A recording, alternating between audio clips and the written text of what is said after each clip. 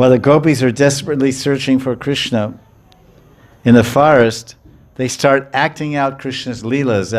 That's what we'll see in this chapter. They start acting out Krishna's leelas.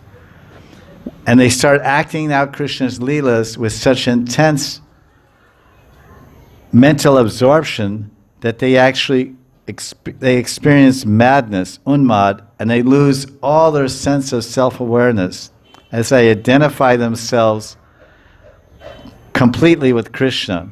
This is the meaning in verse 2 and 3 of the phrase tadatmika. Tadatmika. My Atma is that. That is my Atma. Krishna is my Atma is Krishna.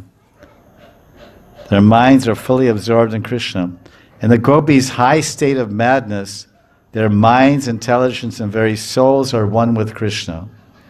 So as Vishnu was saying, well here, everything was one with Krishna except their Mahabhav.